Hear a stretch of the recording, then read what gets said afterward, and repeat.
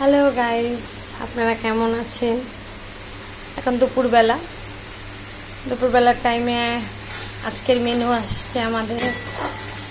আজকের মেনু হচ্ছে, এখানে হচ্ছে চিংড়ি। চিংড়ি কুচো চিংড়ি বলা যায় না, কুচো চিংড়ির থেকে একটু বড় সাইজের চিংড়ি পটল দিয়ে করছি। তো পটল দিয়ে চিংড়িটা আমি এটাকে কষা কষাই করছি, বেশি ঝোল দিলাম না, কারণ এটা বেশি ঝোল দিলে ভালো লাগবে না। এই কষা কষা কষা করেই নামাতে হবে। তো সবাই অল্প স্বল্প রান্না জানে, আমিও ওই অল্পই রান্না দেখে করছি। আর এদিকে আমি বসিয়েছি, এদিকটা যখন আমার তখন আমি দুটো গ্যাসে আজকে ধরিয়ে দিয়েছি, কারণ আজকে সময় ছিল না। সকালের ব্রেকফাস্টে ছোলা হয়েছিল, তো একটু ছোলা বেঁচে আছে, আর রুটি ছোলা খেয়েছি, ছোলা ভাজা খেয়েছি। আর দুপুর থেকে আমি রান্না করছি হচ্ছে আজকে ইলিশ মাছ আর চিংড়ি মাছ, দুটোই হচ্ছে। দুটোর মধ্যে রান্নাঘরে আমি ইলিশটাকে ভাপে বসিয়েছি। আমি দেখে নেব এখন ইলিশটা কেমন হয়েছে। দেখতে গেলে আমাকে দেখতে হবে ইলিশটা কেমন হয়েছে। উঠিয়ে ওঠানো কিছু পাচ্ছি না। তো আমি ইলিশটাকে দেখে নেব। এই যে তোমরা ইলিশটা হয়ে যাচ্ছে, আস্তে আস্তে হচ্ছে, টকবক করছে। একটু ভাপে আরেকটু বসিয়ে রাখি, নিচটাকে আমি নেড়ে চেড়ে দেখবো আর একবার। তো নিচটাকে দেখার পর আজকে প্রতিদিন গরমটাও কম প্রতিদিনের ন্যায়, তো আমি করছি যতটা পারি। দুই কড়াই যখন চালাই তখন আমার মাথা আর কাজ করে না। দুটো কড়াই দিয়ে আমি একদম একটু কষা কষা করে পটল চিংড়িটাকে করে নিলাম। হালকা আজেই করেছি আমি, কারণ যেহেতু দেখতে এটা মানে কষা কষা করব। মেয়ে চিংড়ি খেতে ভালোবাসে, কিন্তু শুধু চিংড়ি সর্ষে বাটা দুটোই একই রকম আইটেম হয়ে যেত। তো এটা আমি ভাবলাম যে পটল চিংড়ি করে নিই তার থেকে। তো কষে গেছে একদম, আপনারা দেখছেন একদম পটলটা কষে গেছে। তো এটা কীভাবে করেছি সেটা আমি পরে বলে দেবো। এটা কীভাবে করেছি, খেতে কেমন হবে সেটা আমি জানি না, আর আমি খেয়ে রান্না করতে পারি না। স্বাদ দেখে একবার নেমে পড়ি যখন, টোটালটা এইভাবে আমি করি। তো এটাকে আমরা এখন রাখবো। ওদিকে তো রান্না বসিয়ে দিয়েছি, দিয়ে এদিকটা দেখতে এসেছি। আজকে বেলকনিতে দাঁড়িয়ে ওয়েদারটা দেখাচ্ছি। কি দেখাবো আর, বৃষ্টি রাতে হয়। আর এদিকে একটা বিল্ডিং হচ্ছে, আপনারা দেখতে পাচ্ছেন। এটা হচ্ছে বেঙ্গল বাস্তু জাংশনে। প্রায় ভালোই দেখা যায় এখান থেকে। বেলকনিতে বসে বসে বাইরের দৃশ্য দেখে মন খুশি করি মাঝে মাঝে। যেহেতু ওই দিকটা পুরোটাই দেখা যেত আগে, এদিকে একটা বিল্ডিং হচ্ছে বলে, আর একটা হচ্ছে কনস্ট্রাকশন, তো ওটা আর দেখা যায় না।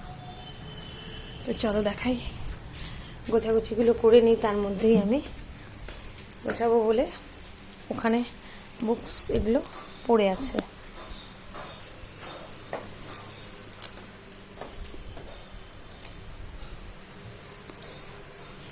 বিছানাটা তেমন কিছু না, ঝাড়ু দিয়ে একটু পরিষ্কার করে নিই। টানাটা পরিষ্কারই আছে, কিন্তু ঠিকঠাক করে নিচ্ছি। ওই দিকটা আমার হারমোনিয়াম নিয়ে বুকসগুলো এখানেই রাখা আছে। কম্পিউটার টেবিলটাও একটু আগোছালাও আছে। এগুলো একবারে সেরে আমি স্নানে যাব, গিয়ে তারপর খেতে বসবো। তো কম্পিউটারে এখানে ঠিক আছে। এদিকটা, এই ঘরটা আমার তেমন কিছু না, এটা গুছিয়ে নিয়েছি। এই ঘরটা গোছানো আগেই ছিল, সকালে উঠে আমি গুছিয়ে নিয়েছি।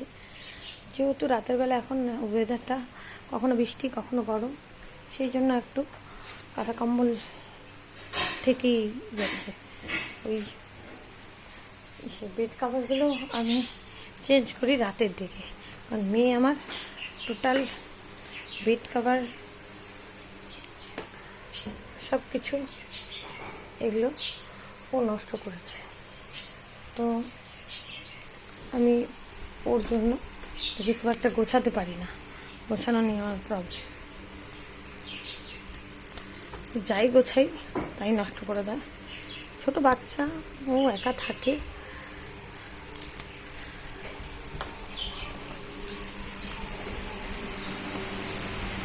ঘর মুছছি, তার সাথে সাথে টেবিলের মধ্যে আরও ছিল অনেক বাসন আছে, কিন্তু রান্নাটা করে আমার রাখা হয়ে গেছে।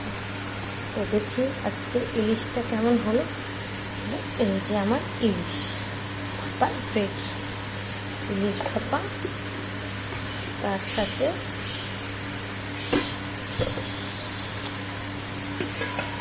চিংড়ি কষা, পটল চিংড়ি। যদি ওটা আমি ফার্স্টবার করলাম পটল দিয়ে চিংড়ি দিয়ে, আমার যা ম্যাটেরিয়ালস মনে হচ্ছে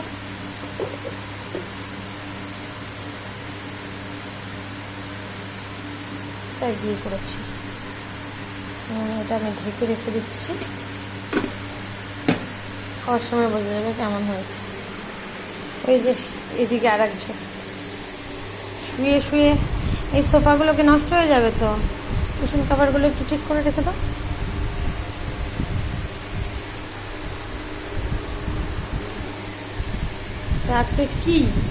আজকে কি ছিল, যে আজকে কোনো স্পেশাল দিন ছিল কি?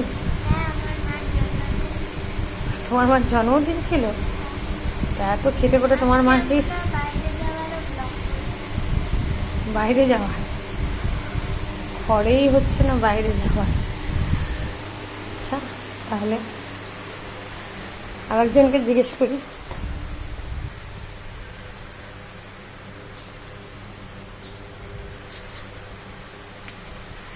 আজকে আসলে আমার বার্থডে, কি বলবো, কিন্তু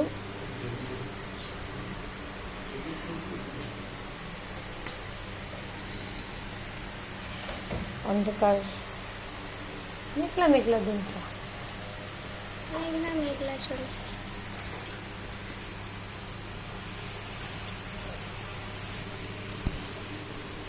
আজকের ওয়েদারটা অনেক ভালো।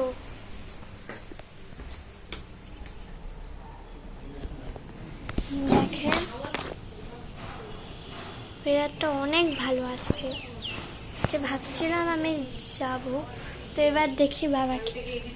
বাবা, তুমি কি বলবা যে আমরা আজকে যাব কি যাব না?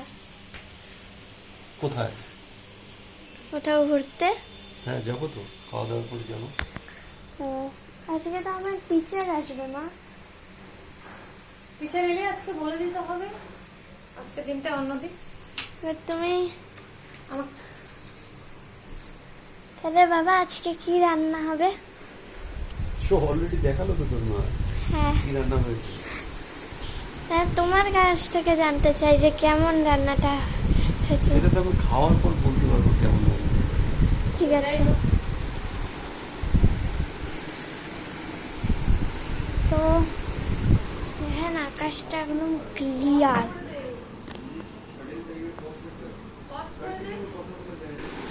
তাহলে এখন আমি আমার স্নান করতে চলে গেলাম, গিয়ে খাওয়ার সময় আবার খাওয়াতে দেখা দেখো হচ্ছে। ওয়েদারটা কি সুন্দর। হ্যাঁ দেখেছি, আজকে বলেছি। এখানে জায়গাটা অনেক ভালো।